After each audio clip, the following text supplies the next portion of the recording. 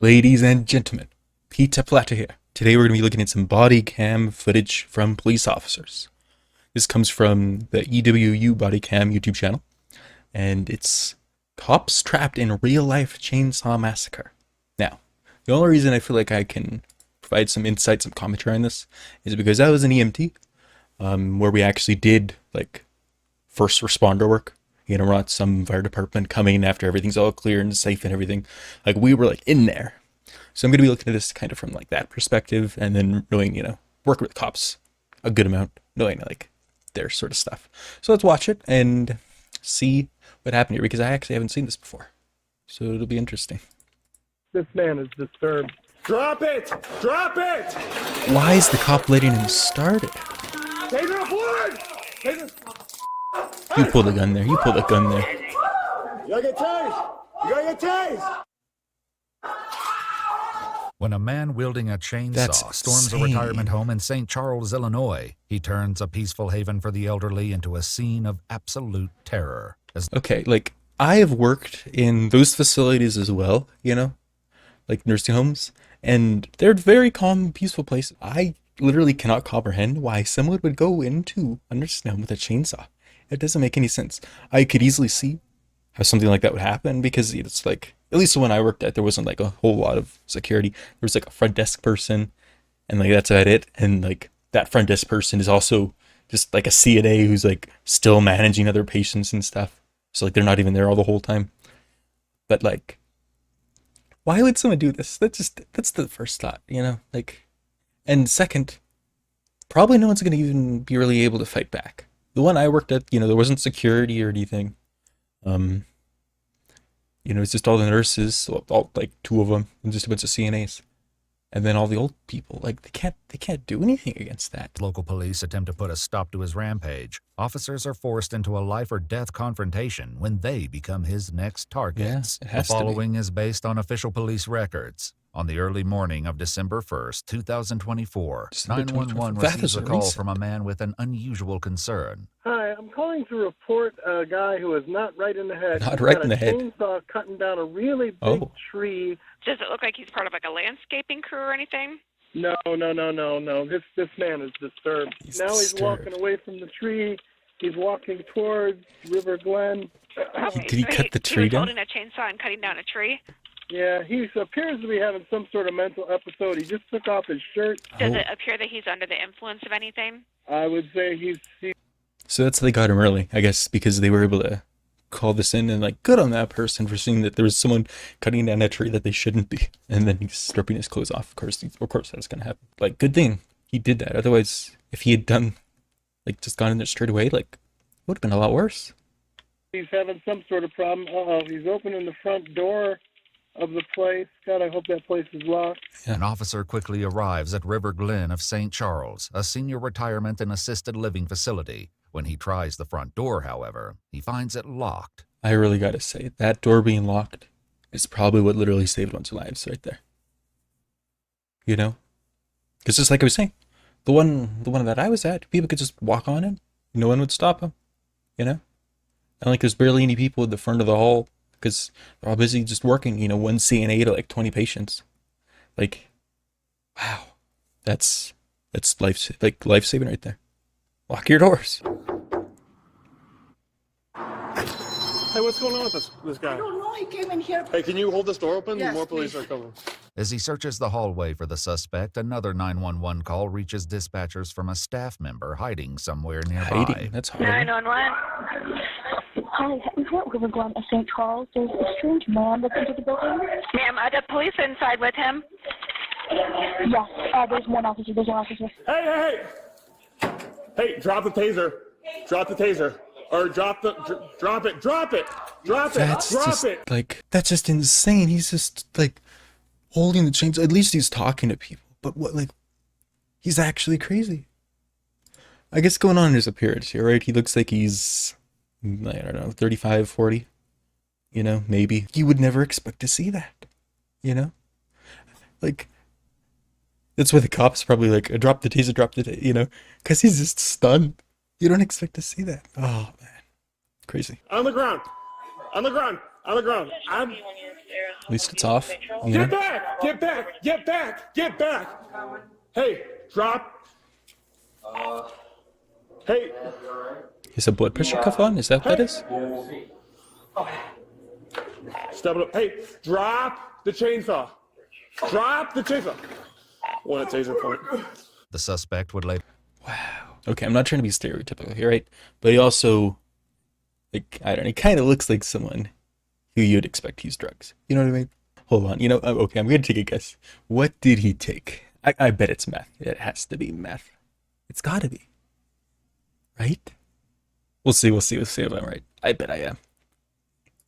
No opiates doing that to you. be identified as 41-year-old Daniel Escalera. Let's go, 41. Let's go. I'm a pro.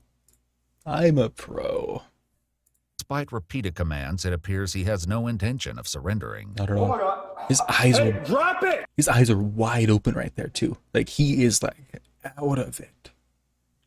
Drop it! Drop it! Drop it! The cop later didn't start. It's a good thing it I got walked one out. taser point. Step it up. We'll be in the front lobby. Drop it! Drop it! Drop it! Okay, see, I don't know police protocol right here. I understand he's not safe because it's just him, right? Because I assume it's just him. He doesn't have any backup yet. He's not technically a threat to your life yet, but it's like he's gonna about to be, right? And I don't know. That thing being that close too, that's lethal, right? If he is able to start that, so I don't know. I'm not gonna make a judgment on that. But if it were me in that situation, I gotta pull lethal there. I think at least that's what's my thought is. You know, maybe you have backup, then you can like try to de-escalate or something. But like that could kill you for sure. Yes. Step it up! I'm not leaving here without my lady. Where is she? Step it up! Looking at like, you know, the chest tattoos and, you know, he's not leaving there without his lady. Very agitated. Like, why is he standing so close? Like he should deploy that or something to get him under control because this guy is very, very obviously a threat, right? Like this is not peaceful. And doing it solo, I understand it's very dangerous, right? That's always trying to buy time, wait for backup. But man, I wouldn't be that close. Where's my... Drop it! I just want my wife, man. I just want... Listen, man. Just wants his wife. Good. Taser deployed!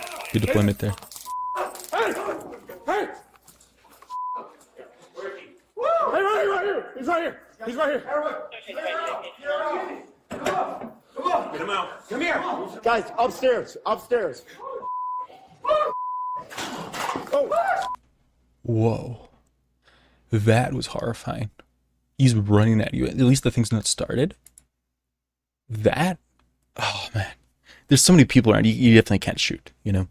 But, like, what do you even do? Like, I mean, in that situation, as a cop would be just off. Like, because that's going to tear you up, that chainsaw.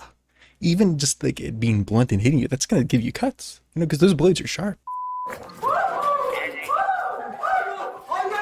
You gotta get tased! You gotta get tased!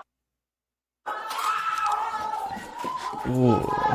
The officers fire and miss several times before a final shot from Officer Heike hits Daniel's chest, sending him to the ground. Okay, so, it looks like they did eventually decide to start using, you know, lethal. Gunshot wound there, you know, you gotta get EMS started as soon as you know this is secure. Get that EMS rolling.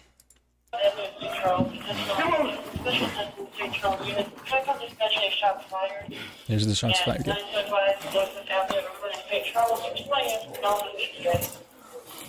Got it. Come on. What's up? Move your... Sorry. Okay. All right. Man. All right. Steve, you're good. All right. You're good. Hey, Steve, get out of here. Come on, buddy. Come here. I got you. This guy get hit or is he just all shaken up? Go help him. I think I'm okay. Hang on, hang on. Are you guys okay? Yeah, we're good. Yeah. We're good. Just a quick comment on, taking care of the gunshot victim. Like, obviously tried to attack police and everything. Awful. And, well, he did attack police. Basically, they're supposed to start treating him right away, right? And, officer safety first, make sure he's taken care of, make sure he's not injured or anything. The adrenaline in those situations gets you going. You need to make sure that you didn't get a worse injury himself. So, like them trying to take that moment, that's what it looked like, what they were trying to do. And now it looks like they're going to start treating the victim. So normally, he gets shot in the chest. There's probably not a whole lot of stuff they have on them. But also you might think, since they're in like a nursing facility, they might be able to help her everything. But from my experience, if you're not specifically trained on, emergency medicine, and you don't like work in that, you don't really know what to do. Like a nurse is going to kind of know, cover up the wound and pack it and everything. But like that's something that just kind of gets breezed over if you're working in a nursing facility, because you're not dealing with that kind of injury normally. So they're not going to be a whole lot of help here. Technically they do know CPR, which I don't know, at least in my experience, the police did too. I'm not sure if that's common training. I assume it is. But we'll see what they do here. Did you get shot? I got a med pack in my bag. Okay. He got shot, yeah. I got a elderly subject with a hand wound from the chainsaw from the subject. There it is. All right. Yeah, he's still up. Yeah, there's that hand wound I was talking about, because those blades, they're going to still be sharp. They're still going to cut you. Stay in your room. Parker, I'm sorry, I can't help. It's okay. It's okay. You're good. You're good. Steve, you're good. Steve, you're good. He's an officer of all shooting? Yes. Also, it's just really funny seeing him take that long to put on the gloves. It's really funny. Putting on those gloves, like under pressure when you're stressed, your hands are sweaty. It does take a long time. So it's kind of funny seeing that. I can relate to that. Yes. I did. Okay. I shot him for you. All right. He had the chainsaw. He's welding all over it up. He's coming right at me. I'm out. Yep. On the side too, the chest. And I just got to say too, props on that guy for saying, I'm out. Like he doesn't want to touch the situation anymore because he's all full of adrenaline. He got attacked. Good on him for being able to take it out, and be with enough cops there. He doesn't have to. So good on him. Good on him. There are a lot of situations where it's like, if you have like a big enough team, it'd be great to be able to just take that step back, remove yourself from a situation. Take a pulse loop. Yeah.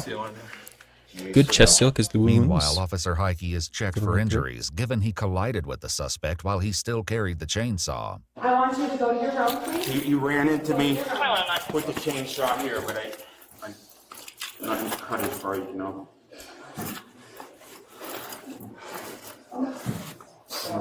Seems probably when it's still take off this pants just to be sure. Go do it in the bathroom or something. Attention all staff, the facility is locked down. Nobody in, nobody out. Please keep the residents in your rooms. Really Cleared of is. any injuries, Officer Heike fills in his sergeant on what happened. That's good. There's people all around, old people all around. He's got this chainsaw. Now, again, it's not running. I don't give a He's got a chainsaw. He is crazy. And this thing, and he hit me with it. He cut this guy with it. So he's around these people, and I shot him. Okay. Okay, take a seat. I'm gonna get a medic with you guys, or get a medic. Good, just get him cleared. We're gonna Yep. have to go to the Yeah, hospital. yeah. Dom, I'm gonna have you stay with him, okay? Just stay by with Steve. I just didn't want him attacking and hurting anyone else here, Cor. Yeah, absolutely. I'm done. Thankfully, no one else appears to have been caught in the crossfire, That's and good. the injury to the elderly man's hand is tended to by paramedics. Now, there's something I am kind of curious about, right? Because they shot him, I think they shot him in the hallway, it was, right?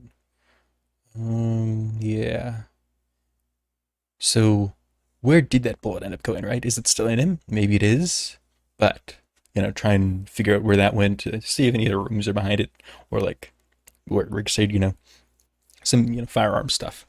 Like, you kind of want to know what's behind your target. Because he might hit someone else, taking out the threat's more important here. because it's probably not going to hit anyone, and that threat doesn't need to be neutralized because he's going to hurt more people than. Staff members attempt to escort elderly residents to their rooms as officers work to secure the scene. Hey, ma'am, stop right there. Stop right there. Ma'am. Okay. Go that way. Appreciate that. Okay. 41-year-old. It is kind of funny because elderly people kind of, when they get to, I don't know, a certain point, especially people in nursing homes that I find, they're hard of hearing. They're like a little slow to it. So I could totally see someone doing something like that. It's funny how the police are like super aggressive, like, hey, ma'am, you know, it's kind of funny. Daniel Escalera was transported to Del Nor Hospital, where he was pronounced dead Wow. shortly upon his arrival at 9:37. Okay. Hey, that's kind of surprising. Because, like, it was just one gunshot wound, right? Just one gunshot wound and it killed him, even though, like, all this treatment and stuff. Let's see if it has any more of the little To Del details Nor here. Hospital, where he was pronounced. Okay, hold on. Let me read this here. Responded to the emergency department that someone informed you of blank was treating. Physician was for the person. Stated he was pronounced dead, deceased, except from a gunshot wound to the lateral chest and a wound on the left forearm. Did not have any vital signs upon arrival to the hospital. Okay. So, that's different from our standard operating procedures that I worked. Basically, I'm not sure how long they worked him here stuff. For us, we would have just kept working on him like there at the crime scene, to try and, you know, resuscitate him. And then after you do that, then transport him, because transporting while resuscitating him, I think they've done some studies on it that it's just less effective. So it's interesting that they would have or transported him with it. I would have to assume it would be the same thing. You know, you're going to work the code there. You're not even going to get to the hospital normally. I guess different operating procedures, you know. Dead shortly upon his arrival at 9:37 a.m. His autopsy revealed 2 gunshot wounds, one to his left lateral chest and one to his forearm. Toxicology reports indicated the presence of methamphetamine. Hey, let's go. I'm a pro. I knew it. And other substances in his system. It's unknown whether Daniel knew anyone at the retirement home. Man, I just gotta say, meth makes you crazy, man. Do not do meth. Like, don't do any drug for that matter. But that is, like, look what it makes you do, you know? Go slice up some nursing home. For your wife, I mean, to be honest, with as crazy it makes you, this guy probably didn't even have a wife there. Like, honestly. Or who he was earlier referring to as his lady, and knew anyone at the retirement. Wait. Other substances in his system. It's unknown whether Daniel knew anyone at the retirement home, or who he was earlier referring to as his lady. An investigation into the officer involved. Look at that. See, I told you, you didn't even know it. That is how crazy it makes you. Isn't that insane? That's insane. Shooting was conducted by the Illinois State Police, who examined Officer Heike's body-worn camera. He did in the everything video, right. They noted that when Daniel turned in the hallway, he held his hands forward in a position which appeared to imitate holding a firearm. The Kane County State's Attorney's Office concluded that Officer Heike had the reasonable belief that the deadly force he employed was necessary, and there's no evidence or indication that any police officer committed any unlawful acts. Wow. Gotta say, that is a crazy case. And I guess, honestly, the thing I'm kind of most surprised about is that the guy ended up dying from just those 2 gunshot wounds. I mean, you know, they can be very dangerous. Of course, you're getting shot, right? But, like, I don't know. Maybe it didn't go into quite too much detail there. Maybe it, like, just hit his heart, and it's like, you can't even, like, repair that, you know? Like, he could bleed out a whole ton. But, man, you know, the police perspective, that's crazy. It's crazy what police have to deal with. And I don't know. If you could take anything away from this video, it's just don't do drugs. Especially do not do meth. You know? Then you won't have to worry about, I don't know, any of it. Unless, you know, you're a cop or like an EMT paramedic or working in like the ER or anything like that, you know? But just crazy. I feel like I'm going to watch some more of these too. These are interesting to watch.